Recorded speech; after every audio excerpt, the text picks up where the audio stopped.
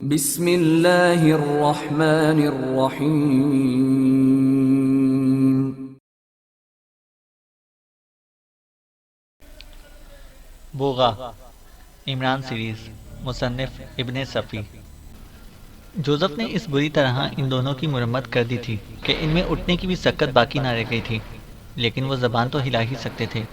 Michael ने बताया कि उसे कोकेन जंगल ही से मिलती थी और इसकी लत पादरी स्मिथ ही ने डाली थी। इसके आदमी ना सिर्फ कोकेन की कीमत वसूल कर लेते थे, बल्कि बाज़ औक़ात इन नशाबाजों को इनके लिए काम भी करना पड़ता था। इमरान ने इससे इस जगह का पता मालूम करने की कोशिश की जहाँ से कोकेन मिला करती थी, और इस नतीजे पर पहुंचा कि वो इसी चश्मे के करीब ही कहीं हो सकती है जहाँ माइकल से पहली बार मतभेड़ हुई थी। माइकल को वहाँ लेकर जाना खतरे से खाली नहीं था, क्योंकि इत्तलात के मुताबिक पुलिस भी जंगल में गश्त करती रहती थी, और फिर माइकल तो अपने पैरों पर चलने के काबिल भी नहीं रह गया था। आखिर उसने यही फैसला किया कि जोसेफ को इन दोनों की निगरानी के लिए वहीं छोड़ दे और ख़ुद तन्हा जाए। इसे यकीन था कि इसके साथियों को जंगल ही में कहीं रखा गया होगा। हो सकता है कि सूत्रा भी हकीकतन बारी की कैद में हो। जब अगाथा को मालूम हुआ कि वो तन्हा ही जाएगा तो वो भी तैयार हो गई। तुम? इमरान मुस्कुराया। अंधेरे में गलत सलत भी देख सकती हो, इसलिए मुनासिब यही होगा कि तुम यहीं ठहरो। अरे हाँ, क्या तुम सूत्रा की गुमशुदगी की इत्तला पुलिस को दे दी? इमरान ने पूछा। नहीं, अगाथा बोली। तुमने गलती की है, पुलिस को इत्तला कर दो और रिपोर्ट में ये भी लिखवाना कि पिछली शाम से बाली से इनका झगड़ा हुआ था, लेकिन मेरा तस्करा कतई ना आने पाए और माइकल का जिक्र भी ना करना, इमरान ने कहा।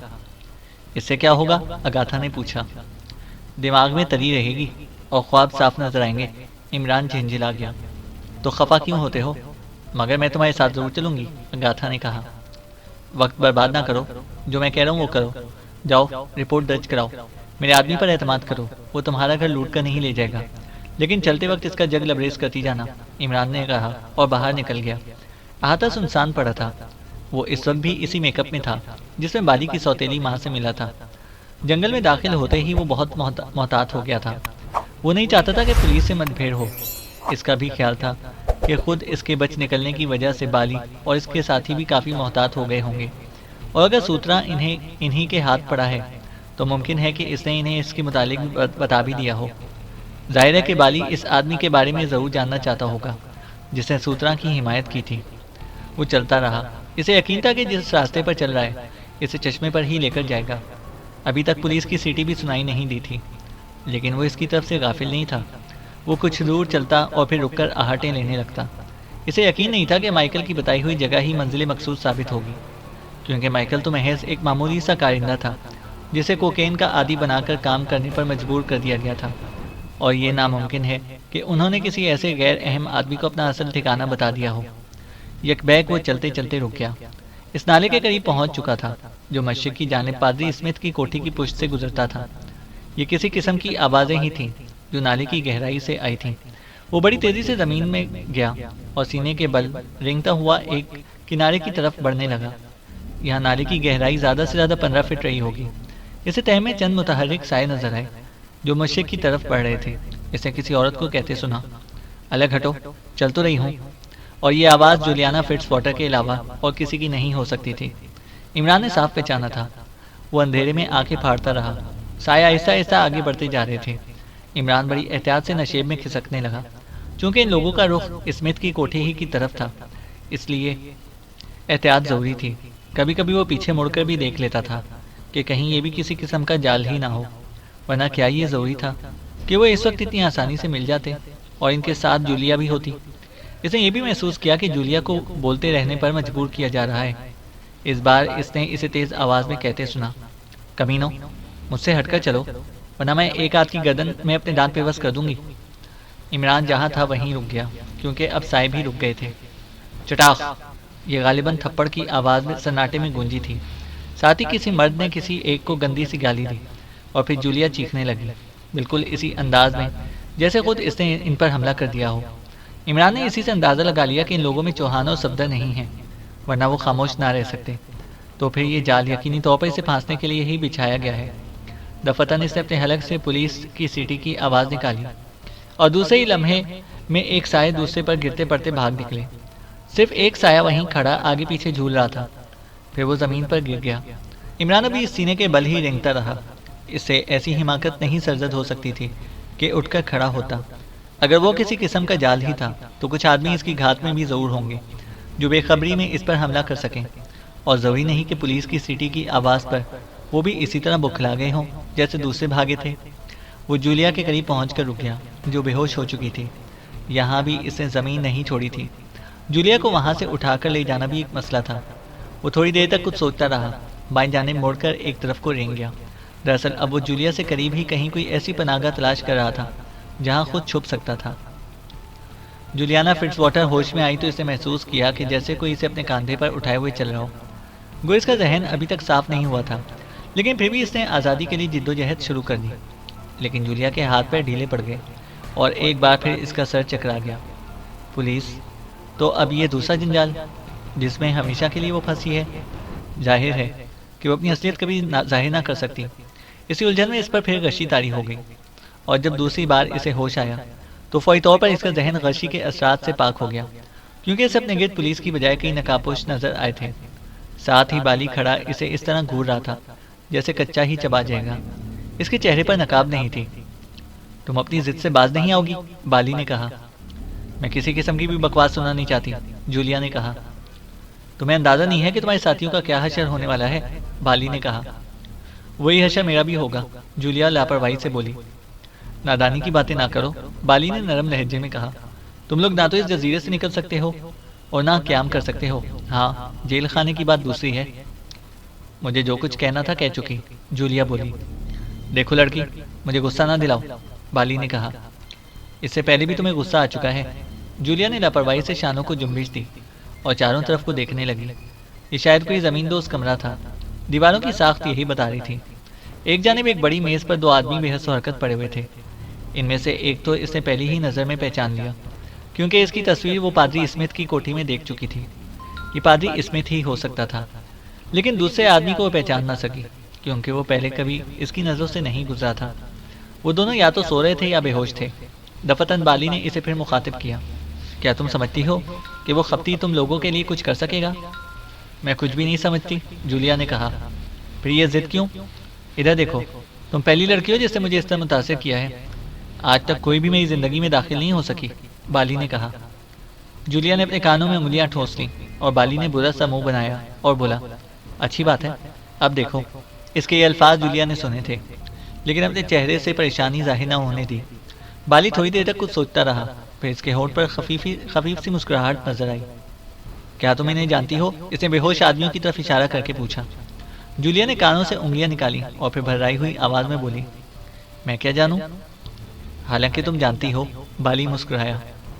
अगर जानती भी हूं तो मुझे इससे क्या दिलचस्पी हो सकती है, जूलिया ने कहा। तुम्हारी दलेरी ही मुझे पसंद है। तुम खतरात में घिर कर भी अपने औसान बहाल रखती हो, और मैं भी ऐसा ही हूँ। अच्छा तो सुनो, आज इस पादरी का खेल खत्म हो रहा है। आज जंगलों की रूहें आखिरी बार चीखेंगी, बाली ने कहा। मैं नहीं समझी, जूलिया बोली। तुम इस आदमी को जरूर पहचानती होगी, इसने पादरी स्मिथ की तरफ इशारा किया। शायद मैंने इसकी तस्वीर कोठी में देखी थी, जूलिया ने कहा। ये पादरी स्मिथ है। आज इसे पुलिस के हवाले कर रहा हूँ, और ये दूसरा आदमी इसका सेक्रेटरी है, बाली बाएं आंख दबाकर बोला। पुलिस इसकी तलाश में थी, इसलिए मेरा फर्ज है कि इसे कानून के हवाले कर दूं। बस जहां ये जेल में पहुंचा, जंगलों में चीखने वाली रूहें हमेशा हमेशा के लिए खामोश हो जाएंगी, लेकिन आज तो इन्हें चीखना ही पड़ेगा। कई दिनों से खामोश रही हैं। पहले तो वो किसी अजदह की फपकार थी, मगर आज लातादाद रूहें चीखेंगी। समझ ही होना मेरा मतलब, बाली ने कहा। कतई नहीं, पता नहीं तुम क्या कह रहे हो। क्या ये हकीकत है कि वो बुरी रूहें इसी आदमी स्मिथ के कब्जे में थी? जूलिया ने पूछा। बुरी रूहें? बाली ने कहकहा लगाया। क्या तुम जैसी चालाक और ज़हीन औरत भी इतनी संजीदगी से बुरी रूहों का तज़किरा कर सकती है? मगर तुम इसे पुलिस के हवाले क्यों कर रहे हो? जूलिया ने पादरी स्मिथ की तरफ इशारा करके कहा। इसलिए कि ये पुलिस की नज़रों में आ गया है, और तुम हमारे बिजनेस से तो वाकिफ़ ही हो। चूँकि हमें इसके लिए जंगल को इस्तेमाल करना था, इसलिए हमने इसे बुरी रूहों से भर दिया। आहिस्ता आहिस्ता जजीरे की पुलिस होशियार होती गई। इस गधे स्मिथ से बाज ऐसी हिमाकतें सरजद हुई थीं, जिनकी बिना पर पुलिस पूरी तरह हमारी रूहों में दिलचस्पी लेने लगी। अब अगर हम इसे कानून के हवाले कर दें तो पुलिस पूरी तरह मुतमईन हो जाएगी, चैन से किनारे बैठेगी, और हम अपना काम भी जारी रखेंगे। मौजूदा हालत में तो ये करीब करीब नामुमकिन होकर रह गया है। कि हम इस जंगल को इस्तेमाल कर सकें, क्योंकि रात को भी यहाँ पुलिस गश्त करती रहती है। अभी कुछ देर पहले जब तुम यहाँ लाई जा रही थी तो तुमने पुलिस की सीटी ज़रूर सुनी होगी।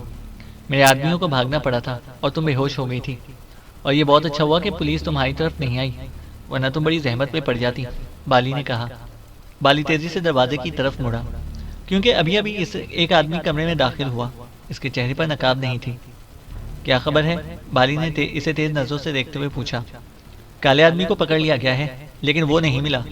इससे माइकल से ठिकाने का पता पूछा था, वो आदमी बोला। ठिकाने का पता?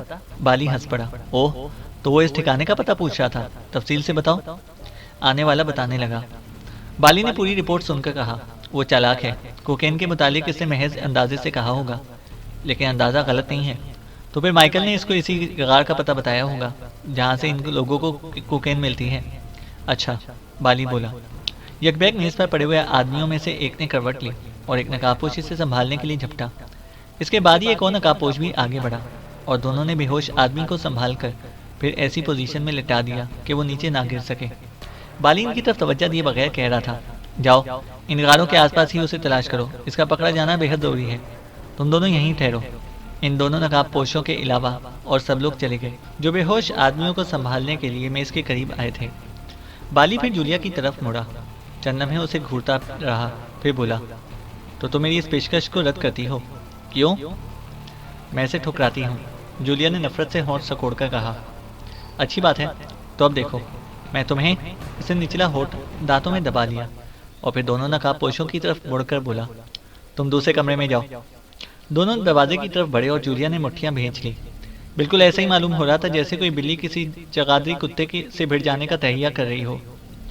लेकिन इसे देखा कि एक नकाबपोश जैसे ही दरवाजे से गुजरा, दूसरे ने दीवार से लगे हुए एक पुश बटन पर उंगली रख दी। हल्की सी खड़खड़ाहट के साथ बाई जानिब से एक तख्ता सरका और दरवाजा बंद हो गया। आवाज पर बाली उसकी तरफ मुड़ा। क्यों? ये क्या हरकत? वो गुर्राया। मैंने तुमसे जाने को कहा था।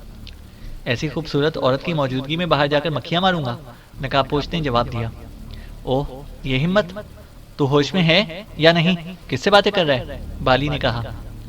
एक ऐसे गधे से जो खूबसूरत औरतों को सिर्फ अपनी जागीर समझता है, एक नकाबपोश बोला। क्या बकता है? बाली हलक फाड़ कर धाड़ा और साथ ही इसने रिवॉल्वर भी निकाल लिया और इसे जुम्बिश देकर बोला, नकाब हटाओ। नकाबपोश ने फौरन ही तामील की। बाली ने पलकें झपकाई। इसकी पेशानी पर शिकने पड़ गई थी। तुम कौन हो? इसने भर्राई हुई आवाज में पूछा। पुलिस। तुम्हारा खेल खत्म हो गया बाली, कानून के नाम पर रिवॉल्वर नीचे गिरा दो, मैं तुम्हें हुक्म देता हूँ, वो आदमी बोला। हुक्म? हा हा। बाली ने रिवॉल्वर को जुम्बिश देकर कहका लगाया, फिर आंखें निकालकर धाड़ा। अपने हाथ ऊपर उठाओ। ये नामुमकिन है, मेरे हाथ सिर्फ मुजरिमों पर उठना जानते हैं, उस आदमी ने कहा। तो फिर मैं तुम्हें मार ही डालूंगा, मगर तुम जजीरे की पुलिस से तो नहीं ताल्लुक रखते, बाली ने कहा। गस्तापो, पेरिस, अजनबी ने जवाब दिया। हा हा। बाली ने फिर कहका लगाया और साथ ही फायर भी झोंक मारा, लेकिन वो आदमी तो कमरे के दूसरे गोशे में खड़ा मुस्कुरा रहा था। बाली ने उसे आंखें फाड़ कर देखा और इस बार झिंझिलाहट में पेदर पे 3 फायर किए, लेकिन अजनबी ने ऐसी उछल कूद मचाई कि बाली को फिर हैरत से आंखें फाड़नी पड़ी। अजनबी दीवार से लगा मुस्कुरा रहा था। रिवॉल्वर को अब सिर्फ 2 ही कारतूस बाकी बचे थे और बाली की पेशानी पर पसीने की नन्ही नन्ही बूंदें फूट आई थीं। 2 कारतूस जिनमें से सिर्फ एक ही इसके लिए करामत साबित हो सकता था। वो चाहता तो इलेक्ट्रिक लैंप के बल्ब पर फायर करके कमरे पर अंधेरा भी कर सकता था। इस तरह उसे भागने का मौका मिल सकता था, लेकिन इसकी अकल ही खप्त हो गई। इससे वो दोनों कारतूस भी अजनबी पर फायर कर दिए और ठीक इसी वक्त जब वो खाली रिवॉल्वर अजनबी पर खींच मारना चाहता था, जूलिया ने इसकी कमर पर एक जोरदार ठोकर रसीद की और वो मुंह के बल फर्श पर गिर पड़ा। शायद फायरों की आवाज़ें इसी कमरे तक महदूद रही थी, वरना दूसरा नकाबपोश यकीनी तौर पर इधर आया होता। तहखाने यूँ भी साउंड प्रूफ ही होते हैं। हो सकता है कि इसे खसूसियत से साउंड प्रूफ बनाने की कोशिश भी की गई हो। उठना बेकार है बाली, अजनबी ने कहा। बेहतर होगा कि यह हसीन औरत अभी तुमसे कुछ और मोहब्बत करे। बाली ने लेटे ही लेटे अजनबी पर छलांग लगाई, लेकिन वो पीछे हट गया। नतीजे के तौर पर बाली को फिर मुंह के बल फर्श पर आना पड़ा। इतने में दीवार से लगी हुई एक घंटी बजी, लेकिन बाली इससे लापरवाह होकर ताज़ा हमले की तैयारी करने लगा। अजनबी इस वक्त बंद दरवाजे के सामने था और इसकी नज़रें बाली पर जमी हुई थीं। यकबैक दरवाजे का तख्ता सरका और एक नकाबपोश ने इस पर छलांग लगाई। अजनबी को संभलने का मौका ना मिल सका। वो दोनों फर्श पर गिरे। दूसरी तरफ से बाली भी टूट पड़ा। जूलिया की समझ में नहीं आ रहा था कि इसे क्या करना चाहिए। दूसरे नकाबपोश की आमद का इल्म इसे भी नहीं हो सका था, वरना वो अजनबी को होशियार कर देती।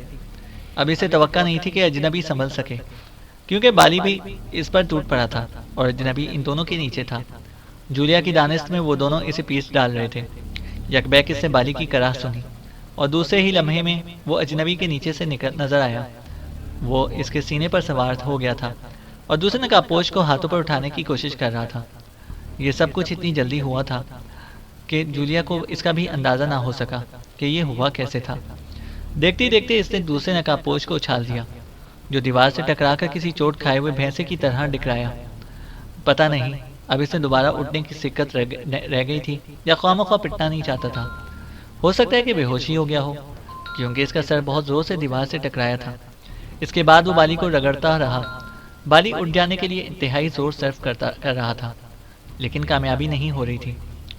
लड़की, क्या तुम इसे मोहब्बत नहीं करोगी? अजनबी ने जूलिया से कहा। सैंडल उतारो और शुरू हो जाओ। जूलिया, जो बुरी तरह झिलाई हुई थी, सचमुच बाली पर टूट पड़ी। थोड़ी देर बाद इसकी नाक से खून बह चला। अरे, क्या कीमा करके रख दोगी? अजनबी ने आहिस्ता से उर्दू में कहा। मेरे काम का भी रहने दो। जूलिया बौखला कर पीछे हट गई और इस तरह आंखें फाड़ फाड़ कर अजनबी को घूरने लगी, जैसे इसने इसे तीसरी जंग शुरू हो जाने की खबर सुनाई हो। और फिर इसने इसे पहचान लिया। ये इमरान के अलावा और कौन हो सकता था? इमरान, जो बाली के नकाबपोशों में से एक था। बाली के हाथ पैर सुस्त पड़ते जा रहे थे। दफादन इमरान उसे छोड़कर हट गया, लेकिन बाली ने उठने की कोशिश नहीं की। तो अब वक्त क्यों बर्बाद कर रहे हो? जूलिया जल्दी से बोली। कहीं वो वापस ना आ जाए। नहीं, वो इमरान को साथ लिए बगैर वापस नहीं आएंगे। इमरान बाएं आंख दबाकर बोला। बाली हैरत से आंखें फाड़े उसे देख रहा था। तुम ओह! उसने उठने की कोशिश की और इमरान ने खुद ही इसका गिरबान पकड़कर उठा दिया। बाली, अब बताओ, इसने कहा। इसके होठों पर फीकी मुस्कुराहट नजर आई और उसने कहा, तुम बहुत खसारे में रहोगे। यहाँ की पुलिस तुम्हें किसी भी तरह नहीं छोड़ेगी। तुम अब भी हमारे रहमो करम पर हो। बाली बोला। सुनो बाली, मैं बोगा को मुर्गा बनाने का तहैया करके घर से निकला हूँ, इसलिए मुझे धमकियाँ देने की कोशिश ना करो। इमरान ने कहा। अगर तुम पुलिस के सामने बोगा का नाम लोगे तो ये समझा जाएगा कि तुम्हारा जहनी तवाज़ुन बिगड़ गया है, क्योंकि पुलिस किसी ऐसे आदमी के वजूद से वाकिफ़ ही नहीं है जिसका नाम बोगा हो, और फिर तुम अपनी असलियत तो जाहिर कर ही नहीं सकोगे, इसलिए तुम्हें सारी ज़िंदगी जेल में ही गुजारनी पड़ेगी। क्या समझे? बाली ने कहा। चलो। इमरान ने उसे मेज़ की तरफ धक्का दिया और वो लड़खड़ाता हुआ आगे बढ़ा। वो लंगड़ा भी रहा था, शायद पैर में मोच आ गई थी। मेज़ के करीब पहुंचकर वो पलटा ही था कि इमरान ने लपक कर उसकी गर्दन पकड़ ली। मैं इन दोनों की असली शक्लें देखना चाहता हूँ। इमरान ने मेज़ पर पड़े हुए बेहोश आदमियों की तरफ देखकर कहा। असली शक्लें? बाली ने भर्राई हुई आवाज़ में दोहराया। हाँ, असली शक्लें। तुम किसी बेवकूफ़ आदमी को मजीद बेवकूफ़ बनाने की सलाहियत नहीं रखते। चलो जल्दी करो, इनके चेहरों से मेकअप ख़त्म करो। पता नहीं बोगा कि सारे मुलाजिम तुम्हारी तरह गधे क्यों हैं, या इनमें से कोई अकल भी रखता है। इमरान ने कहा। तुम पता नहीं क्या बक रहे हो, ये इनकी असली शक्लें हैं, बाली ने कहा और फिर इमरान से लिपट पड़ा। इस बार वो जी छोड़कर हमले कर रहा था। कुछ देर के लिए तो इमरान भी चकरा गया। बिल्कुल ऐसा ही मालूम हो रहा था जैसे ये कोई दूसरा आदमी हो, बाली ना हो, जिसे कुछ देर पहले से किसी चूहे की तरह रगड़ दिया था। इधर इमरान को बाली से उलझा छोड़कर जूलिया बेहोश आदमियों की तरफ मुतवज्जा हो गई। सबसे पहले इसका हाथ पादरी स्मिथ की दाढ़ी पर पड़ा और वो बड़ी आसानी से उखड़ती चली आई। कमरे के एक गोशे में चीनी के मर्तबान में पानी था। जूलिया उसे उठाकर फिर मेज़ पर आई। फिर जल्द ही वो किसी हद तक इनका मेकअप ख़त्म करने में कामयाब हो गई, लेकिन हैरत की ज़्यादती से इसकी आंखें उबल पड़ रही थी, क्योंकि ये सफदर और चौहान थे। इसने मुड़कर इन दोनों की तरफ देखा, जो अभी तक एक दूसरे से लिपटे हुए थे। वो उलझन में थी कि आखिर इमरान जल्दी से ये किस्सा ख़त्म क्यों नहीं कर देता। इसे दूसरे नकाबपोशों की वापसी का खतरा लाहक था। यकबैक इमरान ने बाली को हाथों पर उठा लिया और बाली बेसाख्ता चीखा, नहीं नहीं। अब इसमें मजीद जिद्दोजहद करने की सकत बाकी ना रह गई थी। नाक से खून अभी बहे जा रहा था। इमरान ने इसे आहिस्तगी फर्श पर खड़ा कर दिया। सूत्रा कहाँ है? इसने पूछा। जंगल में, बाली हाँफता हुआ बोला, लेकिन तुम्हें इसे कोई सरोकार ना होना चाहिए। हालांकि तुम इसे इसीलिए पकड़ कर ले गए थे कि मेरे मुतालिक मालूमात हासिल करो। तुम्हें शुबा था कि वो मुलाजिम जिस पर तुमने हमला किया था मैं ही हो सकता हूँ। बोगा कहाँ है? इमरान ने पूछा। मैं नहीं जानता, बाली बोला। तुम बिल्कुल अहमक हो। बोगा इंतहाई खुदगर्ज आदमी है। तुम्हें मालूम होगा कि वो अपने आदमियों को शतरंज के मोहरों से ज़्यादा अहमियत नहीं देता। इमरान ने कहा। इमरान ने उसे इन आदमियों का हवाला दिया था जिन्हें बोगा ने कुर्बानी का बकरा बनाकर इमरान और उसके साथियों को फांसा था, वो आज भी हमारे मुल्क की किसी जेल में एड़ियाँ रगड़ रहे होंगे। इमरान ने कहा, और एक दिन यही हशर तुम्हारा भी होगा, बिल्कुल यही हशर। क्या समझे? मैं जा रहा हूँ, मुझे कोई भी रोक ना सकेगा, लेकिन अगर मैं निकल गया तो क्या बोगा तुम्हें जिंदा छोड़ेगा? हरगिज़ नहीं, वो या तो तुम्हें ख़त्म करा देगा या तुम लातोशे की जेल में सड़ जाओगे। इमरान ने कहा। बाली कुछ ना बोला, अब वो घुटनों पर सर रख कर अकड़ूं बैठा हुआ था। ये सफदर और चौहान हैं, जूलिया ने भर्राई हुई आवाज़ में कहा। मैं जानता था, ये भी महज इत्तफाक ही है कि इस वक्त मैं इस राह पर आ लगा, वरना ये दोनों कुछ देर बाद पुलिस की हिरासत में होते। क्या तुम बता सकती हो कि इस वक्त कहाँ हो? इमरान ने पूछा। मैं नहीं जानती, जूलिया ने कहा। स्मिथ की कोठी वाले तहखाने में, ऊपर पुलिस मौजूद है। प्रोग्राम ये था कि ये हमें और कुछ स्मगल शुदा माल यहाँ छोड़कर भाग जाते, और ऐसी हरकतें करते कि पुलिस को तहखाने का रास्ता मालूम हो जाता। हम पकड़े जाते, लेकिन पुलिस को अपनी असलियत ना बता सकते। पुलिस हमें जेल में डालकर मुतमईन हो जाती कि पादरी स्मिथ का किस्सा ख़त्म हो गया, और पादरी स्मिथ का मेकअप ही हमारे लिए मजीद उलझन पैदा कर देता। पुलिस ये समझती कि कोई नामालूम आदमी पादरी स्मिथ के भेस में इन्हें शुरू से ही धोखा देता रहा है, और अगर हम अपनी असलियत बताते तो हमारी हुकूमत और हुकूमत फ्रांस के ताल्लुकात ख़राब हो जाते। यही एक नुक्ता ऐसा था जिसकी बिना पर बोगा ने इतनी जहमत मोल लेकर हमें यहाँ लाने का प्रोग्राम बनाया था।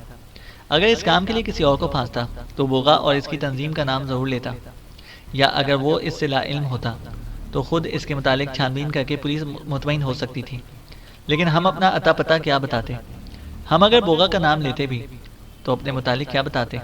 जाहिर है इस तरह बोगा का काम निकल जाता और एक दुश्मन भी कम होता। लेकिन अब ये बाली जगह लेगा स्मिथ की। इमरान ने तफसील बताई।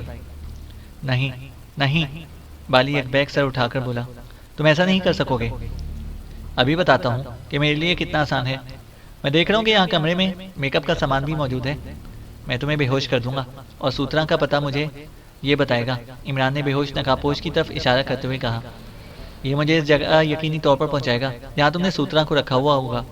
सूत्रा की बेटी पुलिस को इतला दे चुकी है कि सूत्रा गायब है और इससे तुम्हारा झगड़ा हुआ था। सूत्रा तुम्हारी कैद से रिहा होकर सीधा पुलिस स्टेशन जाएगा और पुलिस को एक दिलचस्प कहानी सुनाएगा, यही कि वो आज शाम को अपनी किश्तियों की देखभाल करके वापस जंगल में गुजर रहा था कि इसने चंद आदमियों को कुछ वजनी थैले उठाए हुए देखा जो एक पथरीली दरार में से गुजरकर जंगल में दाखिल हो रहे थे, और नीचे दरार के करीब एक बड़ी किश्ती पानी पर रुकी हुई थी। इन लोगों ने सूत्रा को पकड़ लिया और इस तहखाने में ले आए।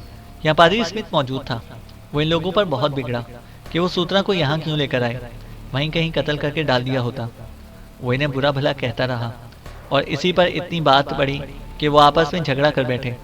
कुछ आदमी स्मिथ के मुवाफिक हो गए और कुछ मुखालिफ, और इनमें लात जूता चलने लगा। इतनी शदीद लड़ाई हुई कि कई जख्मी हो गए और सूत्रा लकड़ी के इन क्रेटों के पीछे छुप गया। कुछ देर बाद शोर थमा और वो सूत्रा के मुतालिक गुफ्तगू करने लगे। फिर किसी ने कहा कि शायद वो निकल गया। अब वो इसके मुतालिक तशवीर जाहिर करने लगे और उन्होंने आपस में तय किया कि सूत्रा को पुलिस तक ना जाने दिया जाए, वरना सब के सब पकड़े जाएंगे। सूत्रा ने आवाज़ों से अंदाज़ा लगाया कि वो सब चले गए हैं। वो जब क्रेटों के ढेर के पीछे से निकला तो इसकी नज़र स्मिथ पर पड़ी, जो जख्मी होकर वहीं बेहोश पड़ा रह गया था। और अब चलिए हुजूर, पाए तहखाने में तो सोने के ढेर दिखाई दिए हैं। इमरान ने तफसील से कहानी बताई। बाली बौखलाकर उठ खड़ा हुआ। इसके होंठ एक दूसरे पर सख्ती से जमे हुए थे, सांस फूल रही थी और आंखें निकल पड़ रही थीं। इमरान इसके चेहरे के करीब उंगली नचाकर बोला, और इस वक्त कितना मजा आएगा दोस्त, जब स्मिथ की दाढ़ी की पुष्ट से बाली का चेहरा तुलू होगा। नहीं नहीं, बाली सर पकड़कर बैठ गया। शायद वो कुछ सोच रहा था। तुम लोगों की स्कीम तो यही थी कि हम खुद ही जाल में फंस जाएं। इमरान मुस्कुराया। लेकिन ऐसा ना हो सका। तुम समझे थे कि हम सभी जाली करेंसी जेबों में ठोंस कर बगले बजाते हुए फिरेंगे, लेकिन अफसोस कि सिर्फ बोगा की बेटी और दामाद ही इस चक्कर में आए। तुम समझे थे कि हम भी पकड़े जाएंगे और इसी बदनाम कोठी का पता बताएंगे, लेकिन अपने मुतालिक कुछ भी ना बता सकेंगे। तुम लोग कोठी से कुछ स्मगल किया हुआ माल बरामद करा देते जो हमारे ताबूतों में आखिरी कील साबित होता, और इसके बाद ही जंगल की रूहें चीखना छोड़ देती। मगर वो बड़े शानदार रिकॉर्ड हैं जिनकी आवाज़ें लाउड स्पीकर जंगल में मुंतशिर करते हैं। गालिबन ये सारा सामान जंगल ही के किसी गार में होगा। क्यों? बहरहाल जब आवाज़ आनी बंद हो जाती तो पुलिस यही समझती कि उसने असल मुजरिमों का कला कमा कर दिया है ना यही बात? या फिर तुम ये कहते कि हम में से किसी एक को काबू में करके इस तरह स्मिथ बना देते, जैसे मेरे साथी चौहान को इस वक्त बनाया है, और वो भी बहालत बेहोशी पुलिस की हिरासत में पहुंचा दिया जाता। हा हा, लेकिन अब तुम तैयार हो जाओ बाली, बाजी उलट गई है। मैं इस वक्त मास्टर ऑफ सिचुएशन हूँ और ये तुम्हारे आदमी तो चूहों की तरह भागते फिरेंगे। मुझे अफसोस है कि बोगा ने तुम्हें मेरे मुतालिक अंधेरे में रखा है, वरना तुम कम अज कम मुझसे भिड़ने का जिम्मा हरगिज ना लेते। इमरान कहता चला गया। समझौता कर लो, दफतन बाली दोनों हाथ उठाकर बोला। हिप। इमरान ने मुतफक्किराना अंदाज में आंखें निकाली, फिर हंस पड़ा। भला मैं तुमसे समझौते की क्या सूरत होगी, और फिर समझौते का सवाल ही क्यों पैदा होने लगा। इमरान ने कहा। मैं वादा करता हूँ कि तुम लोगों को यहाँ से निकाल दूंगा, बाली ने कहा। और 2-3 दिन मेरी मेज़बानी करोगे। इमरान मुस्कुराया। यकीनन, मैं वादा करता हूँ, बाली बोला। अभी और इसी वक्त तुम्हें मेरे साथ पोर्ट सईद चलना होगा। मैं जानता हूँ कि तुम्हारा एक स्टीमर बंदरगाह पर मौजूद है, वो पोर्ट सईद ही की तरफ जाएगा। इमरान ने कहा। यह नामुमकिन है, तुम बंदरगाह से स्टीमर पर कैसे पहुंच सकोगे, बाली ने कहा। मैं ये भी जानता हूँ कि जंगल के एक बज़ाहिर दुश्वार गुजार हिस्से की एक पथरीली दरार में तुम्हारी लांच हर वक्त मौजूद रहती है, जो जजीरे से 3 मील के फासले पर स्टीमरों से राब्ता कायम रख सकती है। क्या हम लोगों को लाने के सिलसिले में यही तरीका बरता नहीं गया। इमरान ने कहा। मगर मुझ में चलने फिरने की सकत नहीं है, बाली ने कहा। ये औरत तुमसे मीठी मीठी बातें करती चलेगी, परवाह ना करो। खूबसूरत औरतें तो मर्दों को भी जिंदा कर सकती हैं, दादाजान कहा करते थे। इमरान ने कहा। जूलिया, जो इस दौरान भी बराबर सफदर और चौहान के चेहरों पर पानी के छींटे देती रही थी, पुरमुसरत लहजे में बोली। ये होश में आ रहे हैं। कुछ देर बाद बाली को इसी पर आमादा होना पड़ा जो इमरान चाहता था। इमरान ने इस नकाब पोश के कपड़े पहने जो बेहोश पड़ा हुआ था और चेहरे पर नकाब लगाई। सफदर और चौहान पूरी तरह होश में आ गए थे। मगर तुम मेरे आदमियों में कब और कैसे आ मिले थे, बाली ने पूछा। पहले तुम बताओ कि इस वक्त जूलिया को इस तरह जंगल में परेड क्यों कराई जा रही थी, इमरान ने कहा। बाली पहले तो इसे टटोलने वाली नजरों से देखता रहा, फिर बोला। तुम्हें फांसने के लिए। मुझे यकीन था कि तुम सूत्रा को तलाश करने के लिए जरूर निकलोगे। मुझे सूत्रा के मुलाजिम ने जिस आदमी का हुलिया बताया था, इससे मैंने अंदाजा कर लिया था कि वो तुम ही हो सकते हो। सूत्रा को इसीलिए पकड़ा गया था कि तुम इसे तलाश करने जंगल में आओ, बाली ने कहा। और फिर तुम्हारे आदमियों ने सीटी की आवाज़ सुनी, इमरान बाएं आंख दबाकर बोला। हालांकि वो मेरे ही अलग से निकली थी, इमरान ने कहा। नहीं, बाली के चेहरे से बौखलाहट जाहिर हुई। बोगा तो गधा है ही, तुम्हें क्या कहूँ, इमरान मुस्कुराकर बोला। जूलिया जहाँ बेहोश पड़ी थी, वहीं करीबी एक बड़े पत्थर की ओट में मैं भी छुप गया था। तुम कुछ देर बाद अपने आदमियों के साथ आए थे और तुम्हारे कुछ आदमी इधर उधर फैलकर पुलिस की आहट लेने लगे थे। एक खुश नसीब मेरी तरफ भी आ निकला। बस फिर मैंने इतनी एहतियात से इसकी गर्दन दबाई कि वो हाथ पैर भी ना फेंक सका। मगर मकसद सिर्फ अपना बचाव था, क्योंकि शायद इसने मुझे देख लिया था। ये तो बाद में मालूम हुआ था कि वो आदमी कितना अहम है। अहमियत पूरे चेहरे की नकाब ने बढ़ाई थी। अगर मैंने ये ना महसूस कर लिया होता कि तुम सब नकाब पोश हो, तो सिर्फ ताकुब पर ही इक्तफा करता। ओह, तुम डरो नहीं, वो मरा ना होगा। बहरहाल सिर्फ ये नकाब मुझे यहाँ तक लेकर आई थी। और हाँ, आज मैंने तुम्हारी सौतीली माँ से कुछ रकम भी कर्ज ली थी, बारोजगार होते ही वापस कर दूंगा, इमरान ने कहा। वो तुम ही थे, बाली ने हैरत से कहा। हाँ, कभी कभी मुझसे अक्लमंदियाँ भी सरजद होने लगती हैं, इमरान ने कहा। क्या तुम मुझे इसी तरह से बराह रास्त चलने पर मजबूर करोगे, बाली ने कहा। कतई इसी तरह। इमरान ने कोट की जेब में हाथ डालकर रिवॉल्वर की नाल उसकी बाएं पसली से लगा दी। चैनल को सब्सक्राइब करें और बेल आइकन को प्रेस करें ताकि हमारी हर अपडेट आपको बर वक्त मिल सके।